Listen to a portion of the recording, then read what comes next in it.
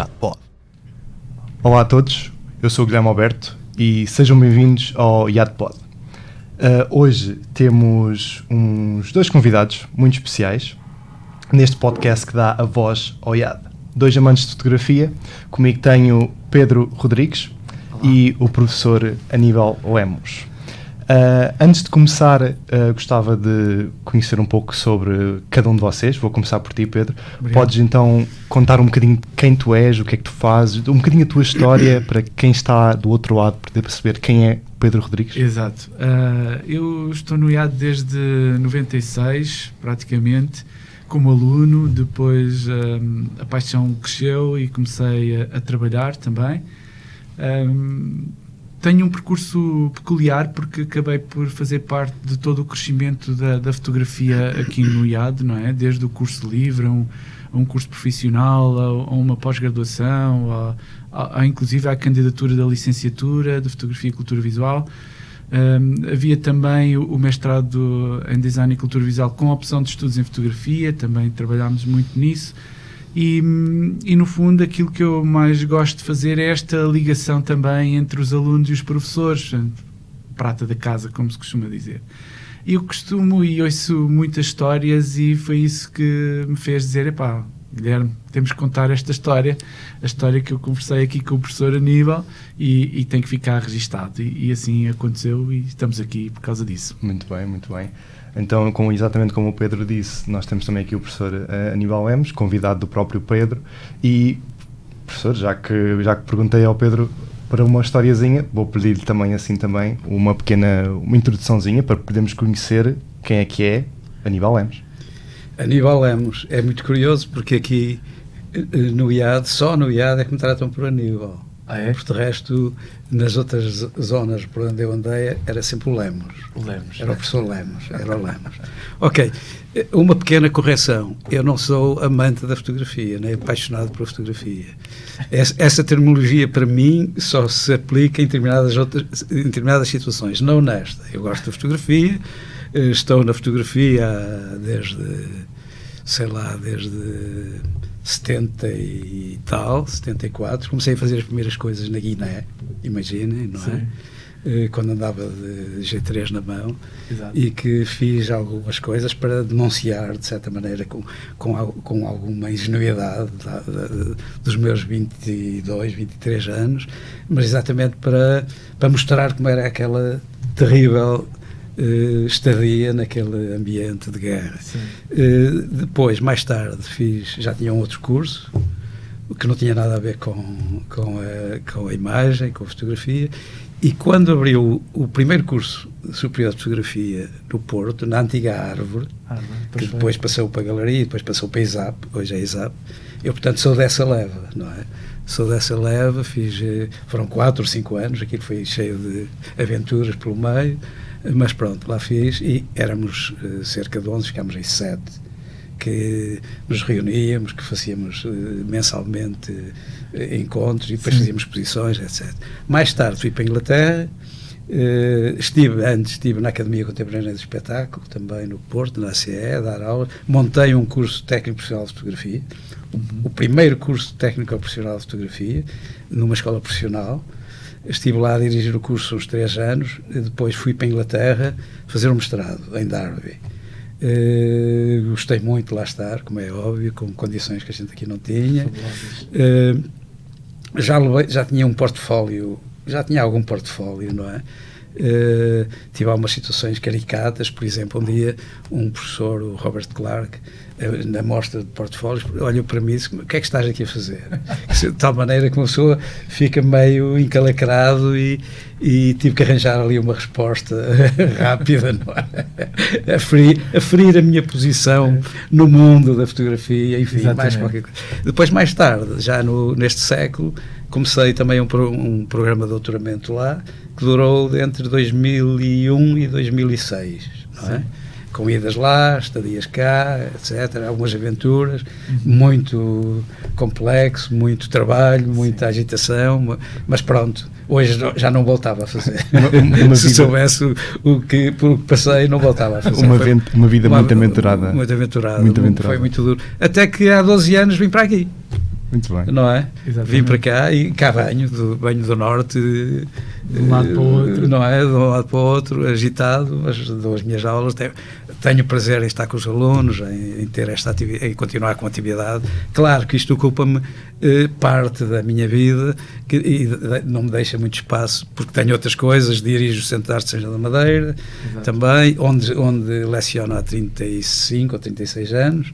E isto depois não nos deixa muito espaço mental para aquilo que a gente deve fazer, que é a fotografia. Exatamente. Claro.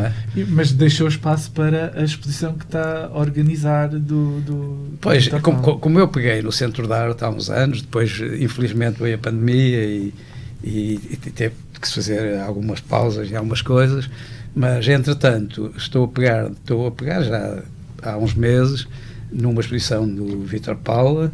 Ele em março teria feito 100 anos, não é?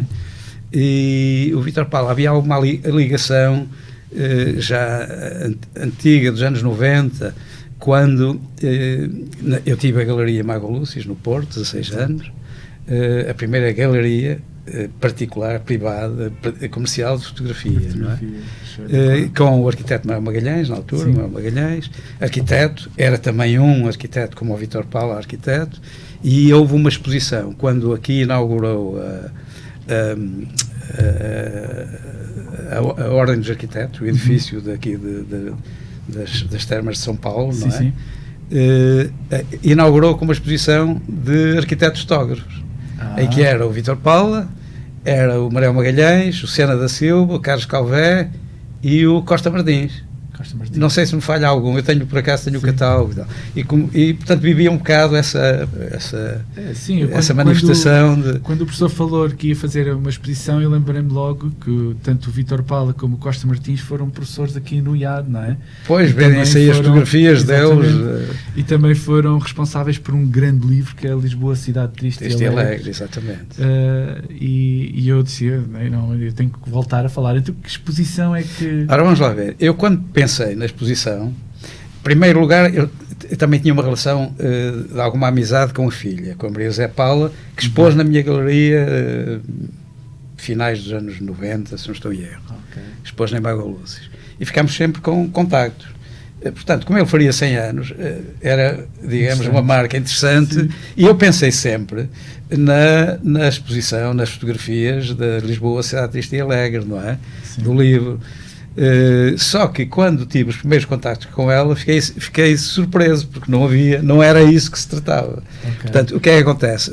O acervo foi disseminado pela família e ela não tinha essa parte.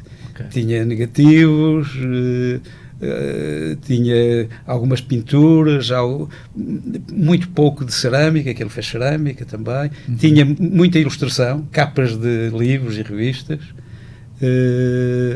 E recolhi pelo menos essa parte para expor, não é? Para um bocadinho de cada coisa dele.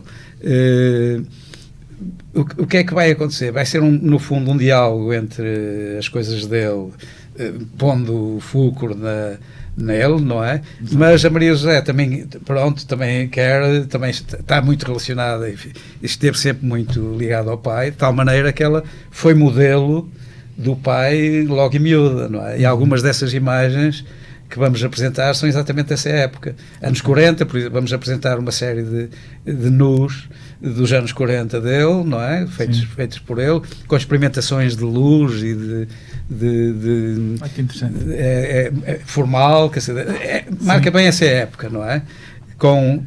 É muito curioso porque foi feito com 2 modelos que a esposa dele na altura arranjou, nada de brincadeiras, portanto, ela é que arranjou os modelos, e a Maria José que servia de modelo também, já ia com os seus 13, 14, 15, 16 anos, não é?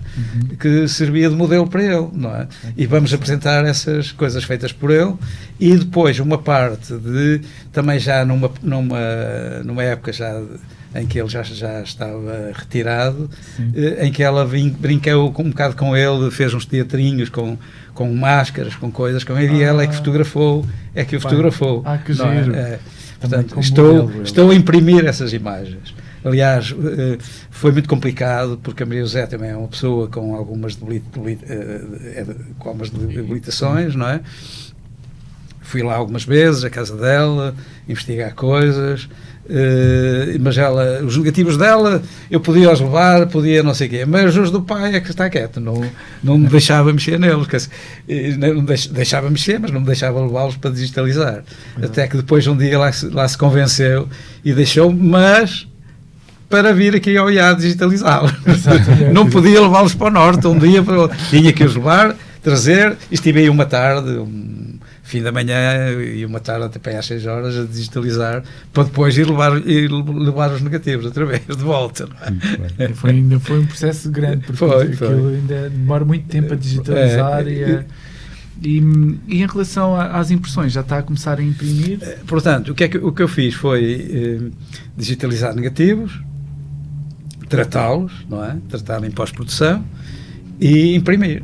Imprimi-os, ainda falta-me uma parte, sobretudo esta parte final dela. Sim. E porquê? Porque ela deu-me imagens impressas no C41, não é? Sim.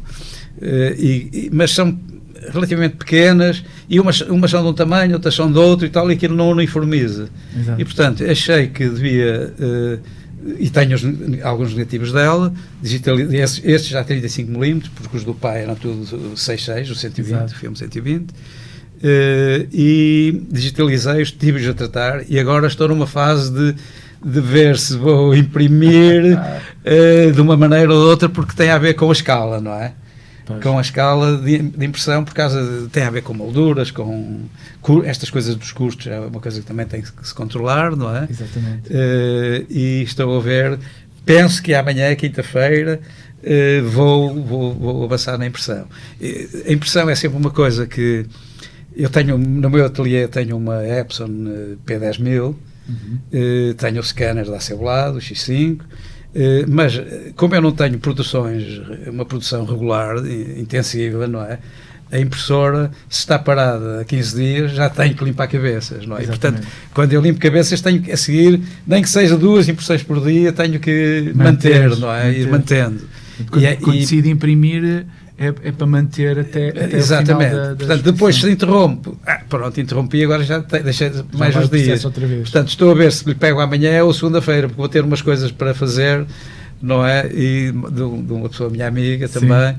E nessa altura pego tudo de uma vez. Então, vou imprimir num papel. E as pessoas de algodão, quando forem ver a exposição, o que é que elas vão... Ora, vamos lá ver, o que se pretende é dar uma ideia da panóplia de intervenções, de áreas em que o Vítor Paula também tem uma parte da Maria José, que é mais conhecida, que são os autorretratos, é ela como autorrepresentação, sempre. O Vítor Paula faz parte de uma geração que é muito curiosa. Eu estive ligado, sou fundador da Fundação Júlio Rezende, e assisti, os 3 já morreram, que foi o Rezende, o Lenhas e o Nadir Afonso. Assisti a uma mesa redonda entre os 3, e é muito curioso que tanto o Lenhas como o Nadir Afonso eram arquitetos. Exato. E porquê é que eles eram arquitetos? Porque se iam inscrever à Escola de Belas Artes no Porto, e a senhora da secretaria olhava para eles e dizia: os meninos vão para a pintura? Nem pensar, vocês vão para a Boémia, pintura é um curso de boémios. Portanto, não, vão para a arquitetura. E inscreviam-se em arquitetura. Isto foi dito por eles. Portanto, é provável que o Nadir também tenha sido um dos arquitetos, porque ele fez pouca arquitetura, mas não foi um dos grandes arquitetos. Não é? O Lenhas nunca foi arquiteto, foi pintor. O Nadir a mesma coisa, não é? Mas era um arquiteto. Mas porque eles queriam, no fundo, era seguir as artes plásticas. Não é? Muito bem. Eu acho que nós podemos agora, neste momento, voltar à parte da curadoria, porque eu acho que é interessante percebermos um bocado mais nas gerações mais jovens, como e dicas, especialmente dicas de alguém com mais experiência, quer na área e agora com esta experiência também de curadoria, que dicas é que o professor daria a alunos, ou até mesmo gente mais da minha idade, gente mais assim dos 20, 30, dicas para seguir para um projeto de curadoria? O que é que você acha que seria ideal eles saberem? Ora, vamos lá ver. A palavra curadoria é uma palavra usada neste século. Eu recordo-me ainda que um dia vinha de carro a ouvir a Antena 2 e estava a ser entrevistado o Miguel Amado, tinha acabado de fazer um mestrado em curadoria em Inglaterra, e aqui não se falava em curadoria, era o comissário da exposição, não é? Exato. Eu tive a galeria 16 anos estive a fazer curadoria, nunca se falava em curadoria, não é? Claro que hoje há cursos de curadoria, há mestrados e até doutoramentos na área, não é? Claro que é preciso, nestas áreas, é preciso conhecer muito, ler muito, estudar muito a história da arte, da fotografia, neste caso, no nosso caso, mas normalmente um curador não é só curador de fotografia. No meu caso, foi porque a galeria era só uma galeria de fotografia, não é? Mas é preciso, eu costumo dizer que é preciso ler muito, e ler, muitas vezes, nesta área da fotografia, as pessoas pensam que é ler técnica. A técnica só nos serve para como meio, não serve para nada, não é um fim. Não é? Ler sobre filosofia, estética da imagem, ler os autores, ler muito, ver muito e fazer. Neste caso, o curador não faz, mas vê e documenta-se, não é? E tem que ter critério. Olhar, com o tempo as coisas também se treinam, com a experiência, não é? Se hoje me chega uma pessoa com portfólio, uma pessoa dá 2 folhadelas naquilo e vê logo uma linha a seguir, não é? Eu recordo-me, há uns anos em Paris, ia ver eu ia sempre regularmente ao Moed La Photo, de 2 em 2 anos, anos pares, este ano mas aquilo agora mudou-se um bocado. E um dia fomos ver eu e o Manel, na altura, o meu sócio da galeria, Manuel Magalhães, fomos ver um portfólio de uma rapariga que se apresentava, chamada Sílvia Seova. Ela, de facto, era Sílvia Flora, e era aqui das Caldas, mas tinha ido para Paris, naquela altura em que houve a derrocada do Bloco do Leste, do Muro de Berlim e tal, portanto estava na moda os nomes de Seova, não sei o quê. E realmente foi espantoso, lembrei-me agora disso, porquê? Porque ela trabalhou para a Fotografia Magazine. Sim. E fazia retratos excelentes, e portanto que ela depois fez uma exposição também connosco, de retratos, de vários retratos. Lembro-me da Vieira da Silva, por exemplo, e ela apresentou-nos um portfólio em que as primeiras imagens eram excelentes, mas depois quando começávamos a ver para trás, aquilo já não tinha a ver a cara com a careta, não é? Exatamente. Já era diferente. Mas, de facto, tem que haver critério de estudar a pessoa, estudar o que é que a pessoa faz, o trabalho, até analisar. Porque a exposição é uma experiência visual. Exatamente. É uma experiência visual para o espectador, que vai ali, vai sentir as imagens, vai colaborar com as imagens, vai... Eu tive uma exposição, acho que foi a única, que com um curador tive esse privilégio, que foi uma maravilha. Porque foi a minha casa, viu todos os meus catálogos que tinha, as fotografias que andavam por lá, que não sei o quê, escolheu, claro, escolhe uma linha, uma direção, não é? E depois segue-a e leva a selecionar alguma coisa que se liga à identidade, não é? Àquilo que caracteriza a pessoa, neste caso o fotógrafo, ou noutra área qualquer. Exatamente. Mas, e o papel da curadoria nos dias de hoje, quer dizer, no outro dia até nós falámos um bocadinho sobre isso, porque é que não há mais, não é? Porque é que não há mais curadorias ou exposições, pessoas que trabalham um bocadinho este arquivo que está a começar a... Eu acho que curadores eu acho que nunca houve tantos curadores como há hoje. Só que há grupos, não é? Há lobbies, não é? Os chamados lobbies, não é? Que às vezes é difícil de entrar, não é? Exato. Há quem não esteja preocupado com isso e segue a sua vida, mas claro, isto é um bocado complicado de dizer, mas há lobbies que se autoprotegem, que, não é? Isto é conhecido sempre foi. Mas acho que agora com este desenvolvimento privado e com estas iniciativas da internet e pequenas galerias a aparecer, se calhar há aqui um espaço para renascer outra vez o papel do curador, não é? Claro que sim. Claro que o curador tornou-se uma figura importantíssima no mundo da arte, das expressões artísticas, não é? Portanto, seguindo essa carreira, é uma carreira contemporânea, é uma carreira que afinada exatamente com o nosso tempo, não é? E trabalhosa, não é? E trabalhosa, naturalmente. Trabalhosa, muito bem. Então, já que estamos aqui... Um curador tem que ser um especialista, não é? Exatamente. Tem que ser uma pessoa com muito conhecimento e com feeling, associar as duas coisas para desenvolver a a sua tarefa capazmente. Muito bem. Então já estamos aqui a chegar neste momento aqui à reta final aqui do nosso episódio. Tem alguma palavra para fecharmos? Alguma ideia que queiram partilhar, neste caso para os alunos, que é o nosso público-alvo? Esta última frase foi fantástica, porque realmente quando nós queremos ser curadores ou tentar organizar exposições, nós temos que viver experiências nessas exposições, e se os alunos não forem às exposições, se não passarem por esses, também não têm essa experiência. Portanto, o meu conselho é ver muitas exposições e ver muitos trabalhos e andar sempre a par dessas notícias. Muito bem. E o professor? Claro que, continuando, quer dizer, os alunos aqui nesta nossa grande área de Lisboa são privilegiados, não é? Exato. Porque, enfim, o país é pequeno e aqui acontece praticamente, não direi tudo, mas uma grande parte das manifestações culturais são desenvolvidas aqui. E, portanto, uma das coisas que eu começo também por dizer aos meus alunos é ver, ler. O IAD tem uma boa biblioteca na área da fotografia. Sim. Ao longo dos anos tem adquirido obras e eu posso garantir e afiançar que tem uma boa biblioteca, não é? Na área, e que eles devem consultar. Não deve estar lá só para serem pedras mortas, como diria não é? O poeta, não é? Mas sim pedras vivas em que eles estão lá para serem usados. E portanto, aquele que não se documentar, que não se instruir intelectualmente, teoricamente, não passará sempre de um técnico, não é? Exatamente. Para ser bom tem que trabalhar muito, ver muito, ler muito e fazer muito. Muito bem. E olha, então fechamos por aqui então. Muito obrigado então aos dois pela vossa presença. Da nossa parte é tudo. Não se esqueçam, mantenham-se criativos, e se o IAD pode, vocês também. Até à próxima.